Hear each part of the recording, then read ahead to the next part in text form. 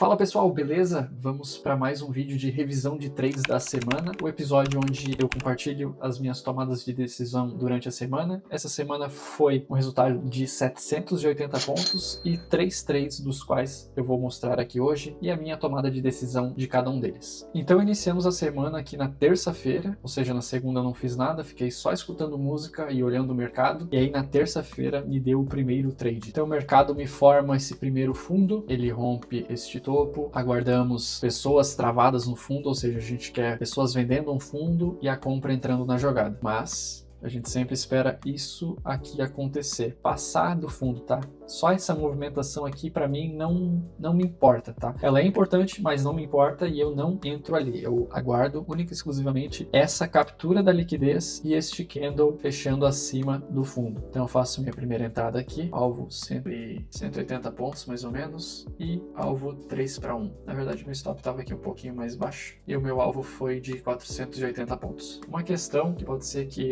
confunda um pouco vocês, porque às vezes eu utilizo este cara como um topo e às vezes eu não utilizo. Neste caso, a gente tem que olhar o dia anterior, tá? E a abertura do próximo dia. Então, neste caso, esse cara ele forma um topo, ele forma um fundo e rompe o topo. Nesse caso, eu considero como um topo, porque o fechamento foi aqui, e aqui existe um candle, obviamente invisível, né? Mas se você utilizar uma ferramenta que se chama No Gaps Candle, existe um candle de alta aqui, então isso nos caracteriza como um topo. Vai ter um próximo exemplo no próximo dia ali que eu consigo explicar o contrário, o inverso, porque que eu não utilizei. Terça-feira, 420 pontos. Vamos para o próximo dia. E aí nós viemos aqui para quinta-feira, é um excelente exemplo, tá? De porque a gente tem que prestar muita atenção. Nesse dia, era um dia onde eu estava buscando compras, tá? Perdão, estava buscando vendas. Por quê? Ele me deixa esse primeiro fundo. Nesse caso, a gente só espera o mercado nos mostrar a estrutura, então ainda não tinha nada a ser feito. Esperando ou ele romper esse topo para dar uma continuidade numa estrutura de alta, ou romper esse fundo e me dar uma estrutura de baixa. Durante a primeira hora aí do pregão, a gente não fez absolutamente nada, só esperou. E aí, quando rompe esse fundo, a minha cabeça está voltada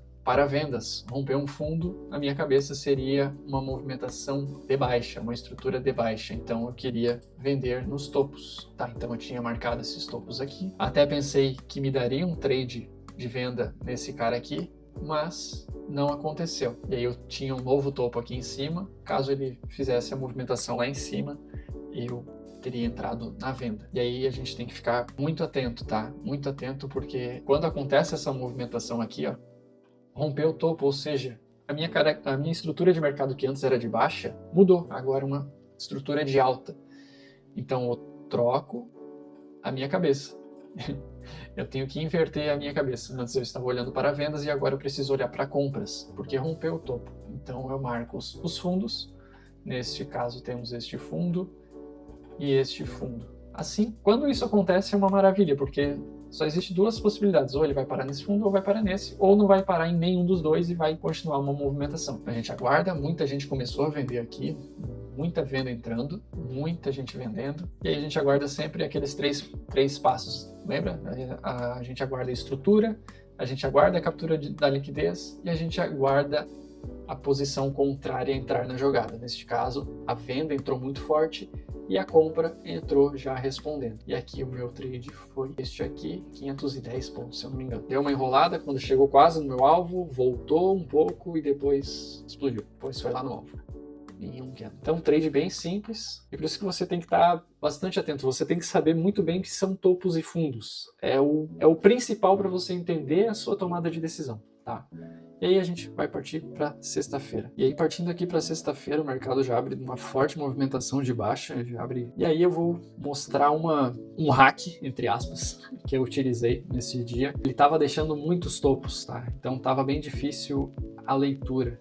Então venho marcando, rompe topo, rompe fundo, eu aguardo nesses topos aqui, ele rompe novamente o fundo e a gente vai atualizando as nossas estruturas, tá? Olha como fica bem complicado a gente saber em qual topo ele vai parar, né? Onde a gente vai esperar. Então o que eu fiz nesse dia foi vir para o gráfico de 5 minutos. Eu falei que eu opero sempre no gráfico de 1 minuto, mas nesse dia, como estava muito difícil, muito difícil saber quais topos tinham, então eu estava marcando esse topo, esse cara que eu deixei de marcar, então tinha esse cara como topo. O topo seria, no gráfico de 1 minuto, seria o candle azul, né, o candle de alta nos 5 minutos. E aí deixou esse cara. Então tava bem complicado, né? Bem difícil assim de saber qual seria o topo que a gente iria aguardar uma movimentação, né? Por isso eu utilizei ali o gráfico de 5 minutos para ficar um pouco mais claro. E aí eu marco esse de topo. É importante você estar bem atento, porque a movimentação foi difícil, então tu tem que estar ali acompanhando a estrutura, a movimentação, para saber o que vai fazer na hora que chegar o preço nas regiões que você marcou. Então o mercado chegou no topo que a gente havia marcado, muitas pessoas compraram no topo, o que não é normal, pessoas comprarem no topo, e a venda entrando na jogada. Confesso que eu estava bem confiante com esse trade aqui, mas, né, ele já deu um candle, quase foi lá pegar meu stop já. E aí foi uma mistura de sensações, né? Vai no alvo, não vai no alvo, vai stop, alvo, stop, e a gente não, sinceramente a gente não sabe, por isso que eu deixo o alvo e stop, e o resultado não está nas minhas mãos. Então, eu venho, tomo esse stop aqui, eu não entro de novo, tá? Eu iria tomar mais um stop se eu entrasse novamente. Eu não entro, porque o resultado da semana já estava bem legal. Eu não queria estragar, então se eu tivesse entrado novamente eu teria tomado outro stop, e eu não queria estragar o resultado da semana. Tô querendo fazer um trade só no dia, tá? Tava ali entre 1 e 2, agora eu tô tentando fazer apenas um trade só no dia, para ver como é que a gente se sai. Aqui é a vida real, né? A gente toma esse stop, o mercado depois ele vai lá no nosso alvo. A nossa leitura tava certa, mas infelizmente o mercado não fez exatamente o que a gente queria.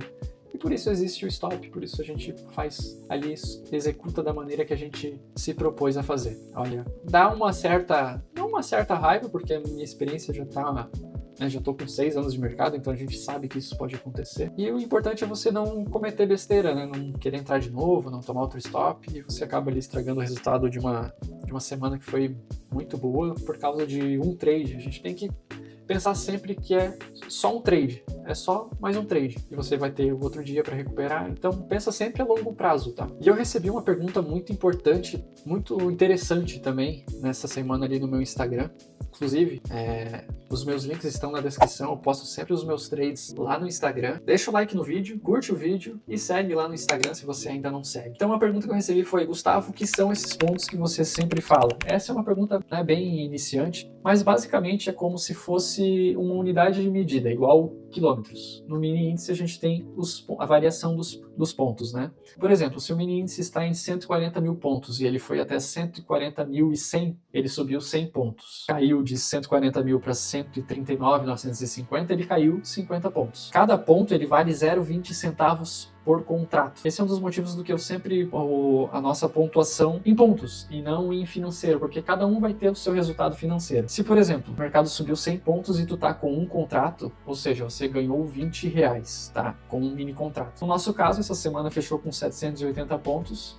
Se eu estivesse operando com um mini contrato, isso daria R$156 aproximadamente. Se eu estivesse operando com 5 mini contratos, a gente teria cerca ali de R$780. E a quantidade de contratos varia muito do tamanho da sua conta. Como eu já expliquei em um vídeo anterior, eu recomendo aproximadamente R$5.000 para cada mini contrato. Por quê? A nossa média de stop, né, no meu operacional, a média de stop é entre 150 a 200 pontos. Ou seja, se eu tivesse uma conta com R$5.000 e operasse um mini contrato, isso dá menos de 1% de risco por trade. Ou seja, o meu risco de ruína, que é a minha chance de quebrar a minha conta, né, falando o português bem claro, seria muito baixo. Eu teria que errar cerca de 100 trades seguidos para quebrar a minha conta. Quando a gente ganha 3 vezes mais, ou seja, está arriscando ali 1% para ganhar 3%. Percebe que a matemática trabalha a nosso favor? Então, dessa forma, mesmo ali errando algumas vezes, a nossa tendência é que no longo prazo, e por isso que eu repito, é sempre só mais um trade. A longo prazo, a nossa expectativa é que a conta continue crescendo, porque a matemática está ao nosso favor. Espero que tenha ficado um pouco mais claro. Se ficou dúvida,